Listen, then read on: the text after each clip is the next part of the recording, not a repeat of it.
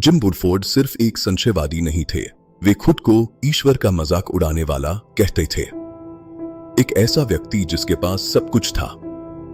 एक commercial airline pilot और Midas touch वाले व्यवसायी के रूप में उन्होंने धन, रुतबा और सफलता अर्जित की थी। उन्होंने अपना जीवन अगले सौदे, अगले रोमांच का पीछा करते हुए बिताया और उनके पास आध्यात्मिक मामलों के लिए बिल्कुल भी समय नहीं था। उनके लिए आस्था कमजोरों का सहारा थी।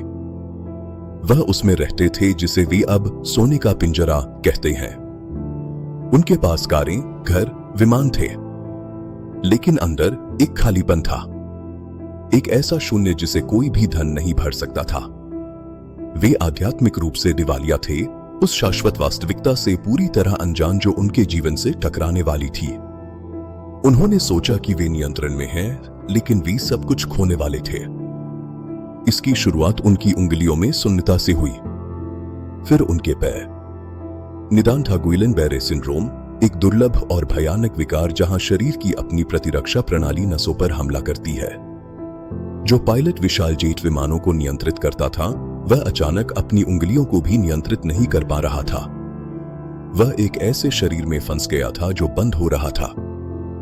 लगातार दर्द और हताशा में उन्होंने अपनी दवा की उच्च खुराक ले ली। यह एक घातक गलती थी। बीमारी से पहले से ही कमजोर उनका शरीर इसे संभाल नहीं सका। उन्होंने अपने अंगों में एक ठंडे अंधेरे को रेंगते हुए महसूस किया। उनकी छाती जकड़ गई, कमरे से हवा गायब होती लग रही थी। वह सूखी जमीन पर डूब रहे थे, उनके फेफड़े सांस लेने में विफल हो रहे थे। जैसे ही अंधेरा छा गया, अहंकार गायब हो गया। पैसे का कोई मतलब नहीं था, विमानों का कोई मतलब नहीं था। होश के अपने अंतिम भयानक क्षणों में ईश्वर का मजाक उड़ाने वाले ने केवल वही किया जो बचा था। उन्होंने 6 सरल शब्द चिल्लाए जो उनकी अनंतता को बदल देंगे। हे ईश्वर, मुझे क्षमा करें। हे ईश्वर, मेरी मदद करें। और फिर सन्नाटा। उन्होंने अपनी आत्मा को अपने शरीर से अलग होते हुए महसूस किया, लेकिन वे ऊपर नहीं गए, वे नीचे गए। उन्होंने खुद को पूर्ण अंधकार की जगह में फिसलते हुए पाया। हवा भारी और दूषित थी, जिसमें सल्फर और सड़े हुए मांस की गंध आ रही थी। यह शुद्ध बुराई का हमला था। यह कोई शून्य नहीं था, यह सक्रिय भूखे द्वेष का स्थान था। इस गड्ढे के तल पर उन्होंने इसे देखा, रसातल का एक संरक्षक, आग और परछाई का एक राक्षसी प्राणी। यह सिर्फ डरावना नहीं लग रहा था, इससे नफरत निकल रही थी। जिम ने पृथ्वी पर किसी भी चीज से परे आतंक महसूस किया। यह प्राणी उसे भस्म करना चाहता था। उसने देखा कि पंजे तेज, नुकीले पंजे उसे अनंत अंधेरे में खींचने के लिए आगे बढ़ रहे थे। वह एक सिहरन भरी निश्चितता के साथ जानता था कि वह यहीं का है। स्वार्थ और उपहास के उसके जीवन ने उसे सीधे इस द्वार तक पहुंचाया था। कोई बातचीत नहीं थी, कोई सौदेबाजी नहीं। वह असहाय था। पंजे इंच भर दूर थे। निराशा अंधेरे से भी भारी थी। वह फिर चिल्लाया, ईश्वर, मेरी मदद करो। अचानक अंधेरे को सूरज से भी तेज रोशनी ने चीर दिया। ऊपर से चमक के 3 बिंदु उतरे। प्राणी चिल्लाया शुद्ध दर्द की आवाज और वापस छाया में चला गया। वह रोशनी को बर्दाश्त नहीं कर सका। अंधेरा सिर्फ फीका नहीं पड़ा, इन प्राणियों की उपस्थिति से इसे हिंसक रूप से पराजित कर दिया गया था। रोशनी 3 विशाल स्वर्गदूतों में बदल गई। उनमें से एक ने नीचे पहुंचकर जिम को एक पंख की तरह उठा लिया। उसने महसूस किया कि हथियार उसके चारों ओर लिपटे हुए हैं, ठोस, मजबूत और अविश्वसनीय रूप से सुरक्षित। अपने अस्तित्व में पहली बार उसने वास्तव में सुरक्षित महसूस किया।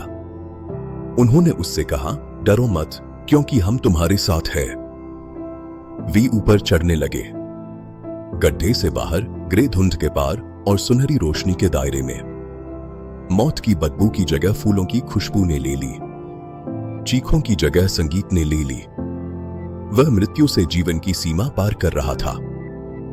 उसने ऐसी जगह में प्रवेश किया जो वर्णन से परे थी। स्वर्ग सफेद बादल नहीं था, यह तीव्र जीवित रंगों की दुनिया थी। उसने ऐसे फूल देखे जो स्तुति गाते हुए प्रतीत होते थे। उसने महसूस किया कि यहां ध्वनि में रंग था और रंग में ध्वनि थी। सब कुछ निर्माता की महिमा के साथ जीवित था। उसने आकाश की ओर देखा और रोशनी की धारियां देखी, जैसे कि जेट विमानों के निशान जिन्हें वह उड़ाता था।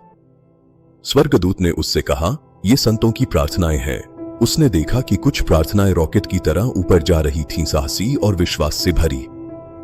अन्य डगमगा रही थी और कमजोर थी, लेकिन वे सभी कीमती थी। वे सभी सिंहासन पर पहुंची। तभी उसने उन्हें देखा, शांति के राजकुमार। यीशु चले नहीं, वह सरके। वह स्वर्गदूतों से भी अधिक चमकीले थे, फिर भी उनकी उपस्थिति कोमल थी। जिम अपने चेहरे के बल गिर गया। उसने अयोग्य महसूस किया। उसे हर वो मजाकिया शब्द याद आया जो उसने कभी बोला था। उसने फैसले का इंतजार किया। उसने क्रोध का इंतजार किया। यीशु के पास एक किताब थी, जिम के जीवन की किताब। उन्होंने इसे खोला। जिम ने अपना जीवन चलते देखा। उसने सौदे, पैसा, अहंकार देखा, लेकिन मसीह की उपस्थिति में वे धूल की तरह लग रहे थे। उसने देखा कि उसने उन चीजों पर कितना समय बर्बाद किया था जो मायने नहीं रखती थी। उसने एक गहरा, जलता हुआ शर्म महसूस किया। उसके पास राजाओं के राजा को देने के लिए कुछ भी नहीं था, लेकिन यीशु ने उसकी निंदा नहीं की। उन्होंने किताब बंद कर दी और जिम को अनंत करुणा की आंखों से देखा। जिम ने महसूस किया जिसे वह चिपचिपा प्यार, स्टिकी लव कहता है। यह इतना गाढ़ा, इतना भारी, इतना वास्तविक प्यार था कि आप इसे लगभग छू सकते थे। इसने शर्म को धो दिया। इसने अहंकार को धो दिया। वह पूरी तरह से जाना जाता था और फिर भी पूरी तरह से प्यार किया जाता था। वह हमेशा के लिए रहना चाहता था। इसे कौन छोड़ना चाहेगा? लेकिन यीशु ने उसकी आत्मा से कहा, जिम, तुम्हारा काम पूरा नहीं हुआ है। तुम्हें वापस जाना होगा। तुम्हें उन्हें बताना होगा कि तुमने क्या देखा है। तुम्हें उन्हें बताना होगा कि मैं वास्तविक हूं। जिम ने रहने की विनती की, लेकिन आदेश पूर्ण था। वह क्रैश लैंडिंग की तरह अपने शरीर में वापस आ गया। दर्द तुरंत लौट आया। अस्पताल के कमरे की ठंडक एक झटका थी। उसने हैरान नर्सों को देखने के लिए अपनी आंखें खोली। वह 11 घंटे तक मर चुका था। उसका दिमाग नष्ट हो जाना चाहिए था। उसके अंग विफल हो जाने चाहिए थे, लेकिन वह जीवित था। डायमंड जिम मर चुका था। ईश्वर का मजाक उड़ाने वाला चला गया था। उसकी जगह मसीह का एक विनम्र सेवक था। जिम ने अपना बाकी जीवन यात्रा करने, बोलने, लिखने और लोगों से जागने की विनती करने में बिताया। उसने गंतव्य देखा था। वह दाव जानता था।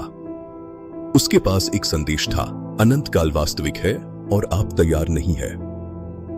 जिम वुडफोर्ड की यात्रा हमारे लिए एक उपहार है। यह पर्दे के पीछे की एक झलक है। यह गड्ढे के किनारे से एक चेतावनी है और महिमा के द्वार से एक वादा है। ईश्वर वास्तविक है।